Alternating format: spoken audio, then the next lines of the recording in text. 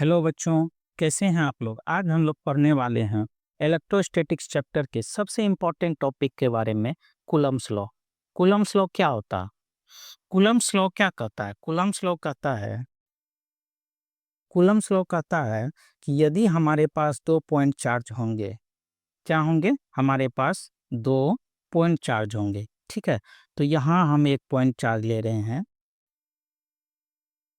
एक Q1 हमने point charge लिया है, यहाँ पे हमने एक प्लस Q1 पॉइंट चार्ज लिया है, इसके नियर बाय हमने एक पॉजिटिव नेचर का ही Q2 चार्ज लिया है। और दोनों चार्ज का डिस्टेंस क्या है? दोनों चार्ज जो हैं एक दूसरे से कैसे हैं? आर डिस्टेंस पर हैं। कैसे हैं? आर डिस्टेंस पर है, ठीक है? दोनों चार्ज कैसे हैं एक दूसरे से? आर डिस्टेंस पे। तो इनके बीच कूलम्ब्स लॉ कहता है इनके बीच जो फोर्स लगेगा, फोर्स का वैल्यू क्या होगा, वो हम कैसे देखेंगे? कूलम्ब्स लॉ से, ठीक है?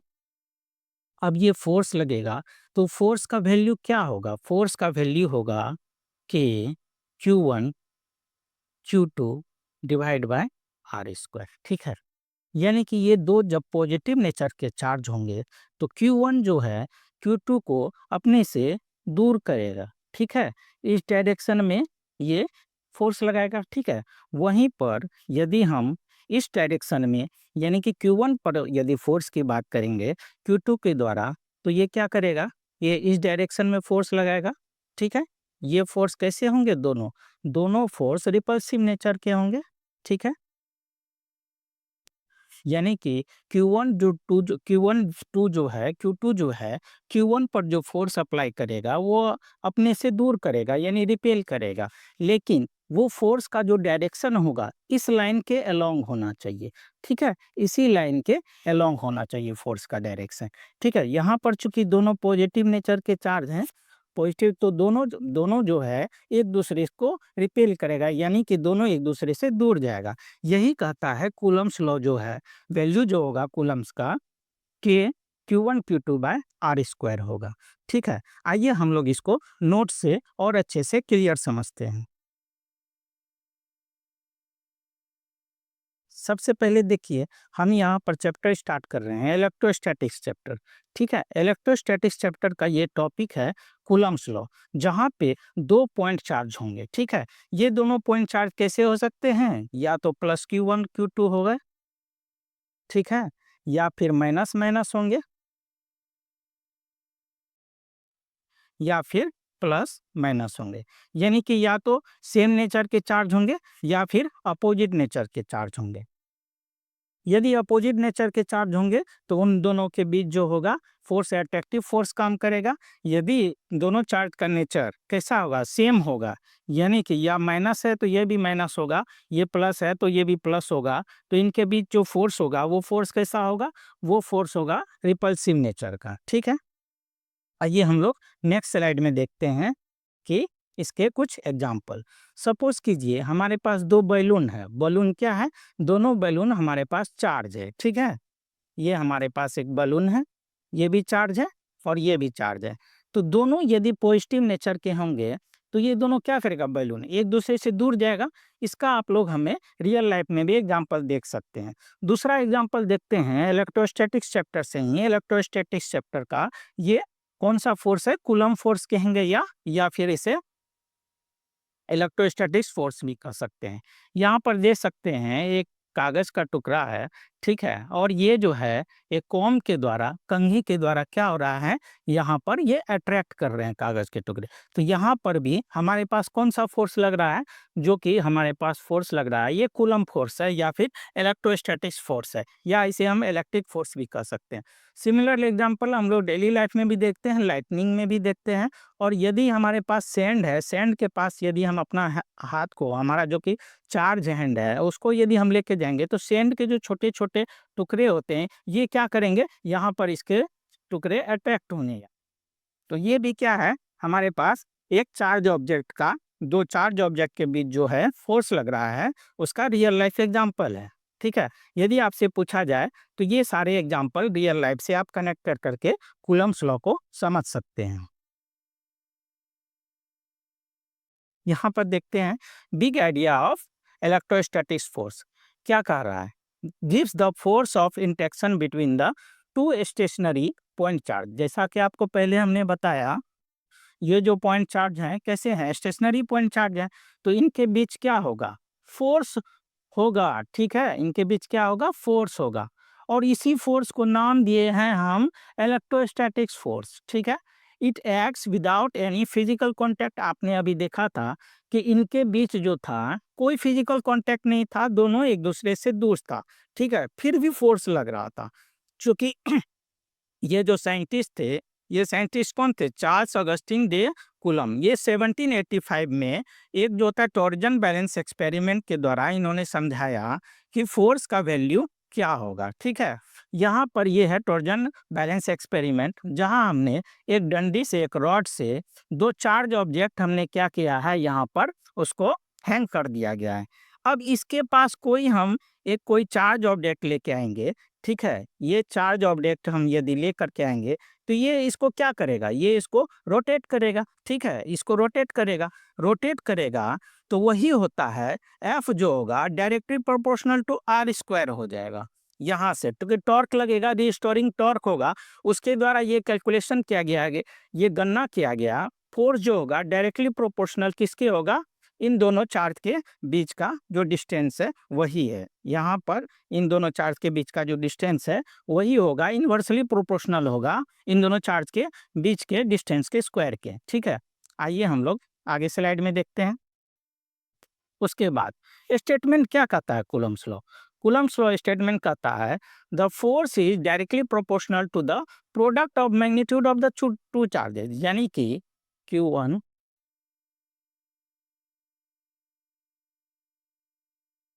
Q2 के डायरेक्टली प्रोपोर्शनल होगा। दूसरी बात क्या कर रहा है, the force is inversely proportional to the square of the distance between them, R square यदि इन दोनों चार्ज के बीच का डिस्टेंस है तो उसके बीच का क्या होगा, इनवर्सली प्रोपोर्शनल हो जाएगा।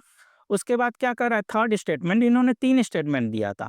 थर्ड स्टेटमेंट कर रहा है the force acts along the lining joining of the two charges. अब ये कह रहा है कि फोर्स का डायरेक्शन जो होगा, फोर्स किसके अलोंग होगा, तो ये जो ये आप जो डॉट डॉट डॉट देख रहे हैं, इसी के अलोंग जो होगा फोर्स लगेगा, चाहे Q1 के द्वारा Q2 पे लगाया गया या Q2 के द्वारा Q1 पे लगाया गया। ठीक है, यहाँ तक आगे समझ में आ गया। कूलम्स लॉ क्या कहता है, इसी स्टेटमेंट को फॉलो करता है। ठीक है, इन्हीं तीन स्टेटमेंट को कूलम्स लॉ कहता है। आपके एग्जाम में आएंगे तो यही तीन स्टेटमेंट आपको लिखना है। आगे है the formula for scalar form. अब यहाँ से हमने एक रिलेशन निकाला, जो आपने पीछे देखा, इन सब से एक स्टेटमेंट से हमने एक रिलेशन लिया। ये रिलेशन क्या कहता है, force is directly proportional to Q1 Q2 divide by R square. यहाँ पे प्रोपोर्शनल साइन को हम हटाने के लिए इक्वल टू साइन में एक कांस्टेंट से मल्टीप्लाई करते हैं। इस कांस्टेंट को क्या नाम दिया गया, कूलम्स कांस्टेंट कहा गया। इस कांस्टेंट को क्या कहा गया, कूलम्स कांस्टेंट कहा गया। ठीक है बच्चे, चलिए और देखिए यहाँ पर चार्ज होते हैं, चार्ज का यूनिट तो जानते हैं कूलम में होता है। Q1 Q2 जो है ये दोनों चार्ज हैं, इन दोनों का प्रोडक्ट है, और ये कैसे होते हैं, कूलम में होते हैं। उसके बाद फोर्स का यूनिट हम लोग जानते हैं न्यूटन में होता है, और वहीं पर आर जो है डिस्टेंस है, डिस्टेंस को हम ऐसा यूनिट मीटर में लेते हैं। चलते हैं नेक्स्ट स्लाइड की तरफ। ठीक है, अब ये के का वैल्यू क्या है, के का वैल्यू जो होता है 1/4πε नॉट होता है एयर के लिए। ठीक है, एयर या वैक्यूम खाली स्पेस है, इन दोनों के लिए बहुत ज़्यादा इंपॉर्टेंट है। के का वैल्यू 1/4πε होता है। ठीक है, वहीं पर यदि हम न्यूमेरिकल वैल्यू बात करेंगे, 1/4πε को कैलकुलेट करेंगे तो 9 × 10⁻⁹ न्यूटन मीटर स्क्वायर पर कूलम होता है। ठीक है, यहाँ पर एप्सिलॉन नॉट जो होता है परमिटिविटी ऑफ फ्री स्पेस। यहाँ पर जैसे हम वैक्यूम ले सकते हैं या फिर एयर ले सकते हैं, यानी कि फ्री स्पेस का जो है परमिटिविटी है वो क्या है, एप्सिलॉन नॉट है। नेक्स्ट स्लाइड में क्या कर रहा है, नेचर ऑफ द फोर्सेस। अब ये फोर्स का नेचर कैसा होता है, फोर्स का नेचर कैसा होता है, फोर्स का नेचर कैसा होता है जी, फोर्स का नेचर कैसा होता है, फोर्स का जो नेचर होगा, यदि दो पॉजिटिव चार्ज, जैसे कि हमने शुरू में बताया था, यदि दो पॉजिटिव चार्ज होंगे, कैसे होंगे, दो पॉजिटिव चार्ज होंगे तो उनके बीच हमेशा रिपल्सन ही होगा। याद रखना है आपको, यदि दो सेम सेम नेचर के चार्ज होंगे तो उनके बीच रिपल्सन होगा, और दोनों अपोजिट नेचर के चार्ज होंगे तो उसके बीच अट्रैक्शन फोर्स होगा। यानी कि हम कह सकते हैं कि स्टेटमेंट में लाइक चार्ज जो होता है रिपेल करता है, अनलाइक चार्ज अट्रैक्ट करता है। यानी कि यहाँ जो फोर्स करेगा वो फोर्स ऑफ रिपल्सन काम करेगा और यहाँ पर फोर्स ऑफ अट्रैक्शन काम करेगा। नेक्स्ट साइड में देखते हैं, डायरेक्शन मैटर्स, वेक्टर फॉर्म। सबसे ज़्यादा इम्पोर्टेंट जो है फोर्स का डायरेक्शन निकालना कि भाई डायरेक्शन क्या होगा। डायरेक्शन तो हमने शुरू में ही बताया था कि दोनों पॉइंट चार्ज को जो लाइन कनेक्ट करता है उसी के अलोंग डायरेक्शन होता है। तो क्या कह रहा है, it is the both magnitude and direction. आप जानते हैं फोर्स क्या होता है, वेक्टर होता है, और वेक्टर में हम अच्छी तरह जानते हैं कि मैग्नीट्यूड भी होता है और डायरेक्शन भी होता है। तो डायरेक्शन कैसे निकालेंगे, direction is along the lining joining of the charges. जैसे कि हमने बताया दो चार्जेज हैं तो इनके बीच का डिस्टेंस आर है, तो इसी के अलोंग होगा फोर्स का डायरेक्शन। ठीक है, यहाँ से हम ले रहे हैं, सपोज कीजिए ये डायग्राम से हम समझते हैं हमारे पास दो पॉइंट चार्ज हैं। ठीक है, दोनों सपोज कीजिए पॉजिटिव नेचर के हैं। तो यहाँ पर Q2 जो है, Q2 यानी कि फोर्स जो हो रहा है वो दूसरे पर लग रहा है, किसके द्वारा, Q1 के द्वारा। तो F12 हो जाएगा फोर्स ऑन 2 बाय 1, F21 लिखेंगे। और वहीं पर यदि हम फोर्स ऑन 1 बाय 2 ये भी होगा, यदि Q1 पे फोर्स लग रहा है, फोर्स ऑन 1 बाय 2 को ऐसे लिखेंगे। ठीक है, चलिए नेक्स्ट स्लाइड में, इफेक्ट ऑफ द डिस्टेंस। ये बहुत ज़्यादा आपको पूछा जाता है ऑब्जेक्टिव में। यदि हम डिस्टेंस को डिस्टेंस को डबल कर देंगे, यानी डिस्टेंस हमारे पास पहले कैसा था r, अब इसको 2r यदि हम कर देंगे, ठीक है, तो 2r स्क्वायर हो गया, यानी कि 4r स्क्वायर हो गया। 4 इधर f के इधर जाएगा तो क्या हो जाएगा, फोर्स जो होता है 1/4 हो जाता है। फोर्स यानी कि डिस्टेंस को बढ़ाने पर फोर्स रिड्यूस करता है। फोर्स क्या होता है, रिड्यूस होता है। यानी डिस्टेंस को हम डबल करेंगे तो फोर्स जो होता है 1/4 से रिड्यूस हो जाता है। ठीक है, वहीं पर यदि हम फोर्स डिस्टेंस को यदि हाफ करेंगे, डिस्टेंस को कम करेंगे, तो फोर्स जो होता है मल्टीपल हो जाता है 4f का। ठीक है, ये बात आपको ध्यान में रखना है, ये बहुत ज़्यादा इंपॉर्टेंट है और पूछा भी जाता है एग्जाम में। नेक्स्ट स्लाइड क्या कहता है, what if the charges are in water, effect of medium. कह रहा है कि यदि मीडियम में हो, चार्जेस क्या हो, किसी मीडियम में हो, वाटर में हो या फिर किसी कंडक्टर में हो, किसी मटेरियल में हो, तो वहाँ पर इलेक्ट्रोस्टैटिक फोर्स कैसे काम करता है, मीडियम पे डिपेंड करता है। ये मीडियम हमारा रिलेटिव परमिटिव बोला जाता है। रिलेटिव परमिटिविटी अभी हमारे पास ये हमने पढ़ा था कि एप्सिलॉन नॉट जो था फ्री स्पेस था। जब हमारे पास मीडियम आ जाएगा तो एक और वहाँ पर एक टर्म आ जाता है रिलेटिव परमिटिविटी।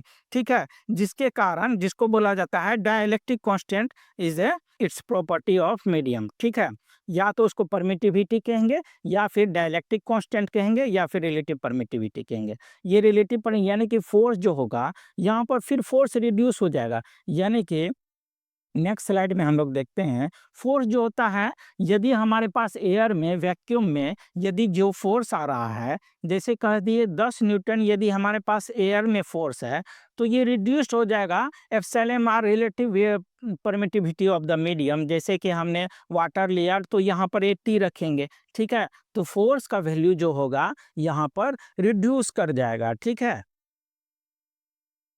फोर्स क्या होगा, रिड्यूस कर जाएगा। नेक्स्ट स्लाइड में देखते हैं हम लोग, we use the principle of superposition. अब फोर्स ये यहाँ पर कूलम्ब्स लॉ जो है, फोर्स किसका, प्रिंसिपल ऑफ सुपरपोजिशन को फॉलो करता है। सपोज कीजिए अभी हमने दो पॉइंट चार्ज लिया था, तो दो पॉइंट चार्ज के लिए हमने सिंपल फार्मूला लिखा था के Q1 Q2 divide R square हमने लिखा था, बट यहाँ पे अभी 2 पॉइंट की जगह बहुत सारे पॉइंट चार्ज हो गए। तो क्या होगा, बारी बारी से सभी पॉइंट चार्जेस एक दूसरे पर, इसके लिए कूलम्ब फोर्स होगा, इसके लिए कूलम्ब फोर्स होगा, इसके लिए अलग कूलम्ब फोर्स होगा, इसके लिए, तो नेट फोर्स जो होगा, सभी कूलम्ब फोर्स जो लगेंगे 2 पॉइंट चार्ज के, उसका क्या हो जाएगा, एड ऑन हो जाएगा। उसी को कहते हैं नेट चार्ज ऑन क्यू। यदि हमें क्यू पर निकालना है तो नेट चार्ज कैसे निकालेंगे, अलग अलग 2 पॉइंट चार्ज के हम पहले कूलम्ब फोर्स निकालेंगे और सारे फोर्स को ऐड कर देंगे जो कि क्यू पर लगेगा, वही सब का सम हो जाएगा, क्या हो जाएगा, net force on the charge हो जाएगा। कूलम्ब बेस वेस्टेड, अब देखिए कूलम्ब फोर्स और ग्रेविटेशनल फोर्स में दोनों में क्या सिमिलरिटीज है, या फिर दोनों जो है फोर्सेस एक दूसरे से डिफेंड करते हैं, एक दूसरे से डिफरेंस में है, ये हम लोग जानते हैं। क्योंकि हमारे पास ग्रेविटेशनल का फॉर्मूला होता है, ग्रेविटेशनल फोर्स जो होता है वो भी सिमिलर होता है। क्या होता है, जी m1 m2 डिवाइड क्या होता है, R square, GM1 M2 divide R square, ये भी हमारे पास, लेकिन यहाँ पर हमारे पास क्या होता है, वहाँ पर हमने लिया था Q1 Q2 चार्ज लिए थे, समझ गए, यहाँ पर हमने चार्ज लिया था, इसीलिए दोनों का नेचर कैसा है, दोनों फोर्स का नेचर कैसा है, देखने में एक जैसा लगता है, फॉर्मूला भी एक जैसा लगता है, बट दोनों चार्ज में, दोनों फोर्सेस में बहुत ज़्यादा डिफरेंस है। क्योंकि ये मास डिपेंडेंट होता है, ग्रेविटेशनल फोर्स जो होता है मास डिपेंडेंट होता है, जबकि हमारे पास कूलम्ब फोर्स जो होता है चार्ज डिपेंडेंट फोर्स होता है, यानी कि एक का वैल्यू चार्ज पे डिपेंड करता है और ग्रेविटेशनल फोर्स का वैल्यू मास पे डिपेंड करता है। तो कूलम्ब फोर्स जो होते हैं वो बहुत ज़्यादा स्ट्रांग होते हैं, ठीक है, but gravitational force very weak होते हैं, ठीक है, अट्रैक्टिव। अब ये स्ट्रांग फोर्स जो होता है ये नियरली अबाउट कितना होता है, एफ इक्वल टू क्या हो जाएगा, यदि हम इस बार इस पॉइंट को लिखें, ये इलेक्ट्रोस्टैटिक्स फोर्स की बात करें, तो ये होता है almost 10⁻36 times multiply force on gravity, यानी कि ग्रेविटेशनल फोर्स जितना होगा उसका जो होगा मल्टीपल होगा 10⁻36 टाइम्स जो होता है इलेक्ट्रोस्टैटिक फोर्स ज़्यादा काम करता है, ठीक है, ये बहुत ज़्यादा वेरी स्ट्रॉन्ग फोर्स होता है, जबकि होता है ये वेरी वीक होता है। और इसमें हम लोग जानते हैं अट्रैक्टिव, अभी हमने पढ़ा कि 2 सिमिलर चार्ज होंगे तो उनके बीच फोर्स ऑफ सिमिलर चार्ज होंगे तो रिपल्सिव फोर्स काम करेगा, और अपोजिट नेचर के चार्ज होंगे तो उनके बीच अट्रैक्टिव फोर्स काम करेगा। बट यहाँ पर हमारे पास जो होता है ओनली अट्रैक्टिव फोर्स काम करता है, कौन सा, gravitational force, depends on medium. हमने देखा कि यहाँ पर एप्सिलॉन आर जो होगा ये इसका फोर्स का वैल्यू कम हो सकता है, ज़्यादा हो सकता है, अलग अलग मीडियम में अलग अलग फोर्स का वैल्यू होगा। बट ये क्या होता है, इंडिपेंडेंट ऑफ मीडियम होता है, किसी भी स्पेस में कहीं पर भी इसका वैल्यू चेंज नहीं करता है, इंडिपेंडेंट ऑन मीडियम होता है। आपको बताए थे ये जो होता है एक्स ऑन चार्ज होते हैं, ये एक्स ऑन मास पर करते हैं, but they have things in common, ठीक है ना, things in common, both are central forces. हम जानते हैं ये बहुत ज़्यादा इंपॉर्टेंट चीज़ है कि भाई कूलम्ब फोर्स कैसा होता है और ग्रेविटेशनल फोर्स, दोनों ही सेंट्रल फोर्स होते हैं, दोनों का जो होता है नेचर अलग अलग होता है बट देखने में सिमिलर होते हैं, and both are follow the inverse square law. यदि हम यहाँ पर सिमिलरिटीज की बात करेंगे तो दोनों सेंट्रल फोर्स होंगे, ये आपको पॉइंट याद रख ले हैं, और ये दोनों जो होते हैं इनवर्स स्क्वायर लॉ को फॉलो करते हैं। चलिए, अब तक हमने क्या देखा, कंडीशन ऑफ वैलिडिटी, ठीक है, charge must B point charge. अब हमारे पास ये कहाँ पे कूलम्ब लॉ लगा सकते हैं, ठीक है, कहाँ पे कूलम्ब लॉ लगा सकते हैं, charge must B point charge रहेगा तभी हम कूलम्ब लॉ लगाएंगे, ठीक है, अदरवाइज हम उसको नहीं अप्लाई कर सकते हैं जब तक कि हमारे पास पॉइंट चार्ज नहीं मिल जाए, ठीक है। दूसरा आता है charge must be stationary not moving. ये फोर्स जब लगाएंगे हम, तो ये फोर्स कब लगेगा, जब चार्ज स्टेशनरी होगा, बिल्कुल रुका हुआ होगा, अपने पोजीशन पर होगा, तभी ही ये फोर्स अप्लाई होता है। जैसे कि हमने आपको रियल लाइफ एग्जांपल से भी हमने आपको बताया कि ये जो होता है आप देख सकते हैं, इन सब में क्या है, यहाँ पर चार्जेज हैं, ये चार्जेज सारे क्या है, स्टेशनरी चार्जेज हैं, और यहाँ पर भी ड्यू टू चार्ज जो होता है balloon, charge does not follow, charge नहीं कि यहाँ से यहाँ आ जाएगा, चार्ज मूव नहीं करता है, बट यहाँ पर बलून मूव कर रहा है, क्योंकि ये चार्ज जो है इलेक्ट्रिक फील्ड क्रिएट करता है, और नियर बाय चार्जेज बॉडी जो होते हैं उस पर क्या करता है, फोर्स अप्लाई करता है, ठीक है। तो हम कह सकते हैं कि बॉडी को मूवमेंट जो करता है बट चार्ज मूवमेंट नहीं करता है। ठीक है, उसके बाद क्या है next point, limitation, not valid for moving charge, strongly recommended that, क्या होता है ये मूविंग चार्ज पर वैलिड नहीं करेगा। ठीक है, breaks down at very tiny distance atomic, और ये सिमिलरली जबकि एटॉमिक और न्यूक्लियर लेवल की बात करेंगे तो ये हमारे पास अप्लाइड नहीं होते हैं। ठीक है ना, चलिए आगे चलते हैं। अब तक हमने जो पढ़ा उसका यदि हम क्विक रिवीजन लें या फिर समरी देखें या फिर मेन पॉइंट की बात करेंगे, हाइलाइट्स पॉइंट्स की, तो applies to stationary static point charge, charges कैसे होने चाहिए, स्टैटिक पॉइंट चार्ज होते हैं। और force is directly proportional to product of charge, ठीक है, और inversely proportional to distance square. ये आपको फार्मूला पॉइंट ऑफ व्यू से, एग्जाम पॉइंट ऑफ व्यू से आपको याद ही रखने हैं। ये फार्मूला जो होता है F इक्वल टू के Q1 Q2 by are square. Similarly कभी आपसे फोर्स या फिर कूलम्स लॉ के बारे में पूछा है तो आपको डायरेक्टली जवाब देना है F इक्वल टू के Q1 Q2 bye R square, यानी कि फोर्स जो होता है डायरेक्टली प्रोपोर्शनल होता है प्रोडक्ट ऑफ चार्ज के, और इनवर्सली प्रोपोर्शनल होता है उनके बीच के डिस्टेंस के स्क्वायर की। ठीक है, लाइक चार्ज रिपेल करेंगे, अनलाइक चार्ज अट्रैक्ट करेंगे, यानी कि दो फोर्स हो गए, यहाँ पर रिपेल का फोर्स हो गया, एक अट्रैक्ट का फोर्स हो गया। ठीक है, फोर्स इज वीकर। अब जब इन मीडियम, जब हम मीडियम लेंगे तो फोर्स क्या होता है, एप्सिलॉन आर टाइम से, एप्सिलॉन आर से क्या हो जाता है, फोर्स जो होता है वो वीकर हो जाता है एज कंपेयर टू वैक्यूम में। उसके बाद क्या करेंगे, net force from the multiple charges is the vector sum of superposition पे। ये भी बहुत ज़्यादा इंपॉर्टेंट है कि सुपरपोजिशन प्रिंसिपल को ये फॉलो करता है। नेट चार्ज निकालने के लिए हम सुपरपोजिशन प्रिंसिपल का हम लोग यूज कर सकते हैं। अब ये क्या कर कहता है, लास्ट पॉइंट जो है the force obeys the Newton's third law. ये भी बहुत ज़्यादा इंपॉर्टेंट पॉइंट है कि क्या कूलम्स लॉ जो होता है न्यूटन्स थर्ड लॉ को फॉलो करता है। आपको दिखाए थे ना, या तो दो पॉइंट चार्ज होंगे, या तो ये चार्ज इस पर फोर्स अप्लाई करेगा, या फिर ये वाला जो चार्ज है इस चार्ज पे अप्लाई करेगा, यानी यहाँ Q1 है यहाँ Q2 है तो Q1 Q2 पे अप्लाई करेगा सिमिलर फोर्स Q2 Q1। तो न्यूटन्स लॉ यही कहता है every force has equal and opposite reaction, जो कि न्यूटन्स लॉ होता है। न्यूटन्स लॉ फॉलो करता है किसको, कूलम्स लॉ को। ठीक है, तो हम यहाँ पर कह सकते हैं कि न्यूटन्स थर्ड लॉ को ये फॉलो करता है कूलम्स फोर्स को। ठीक है, इसी के साथ इसी तरह से हम लोग इसी तरह के रिवाइज नोट से PDF आपको मिलेगा नेक्स्ट वीडियो में, नेक्स्ट क्लास में हम लोग इसी तरह एक नए टॉपिक के साथ मिलते हैं। तब तक के लिए धन्यवाद।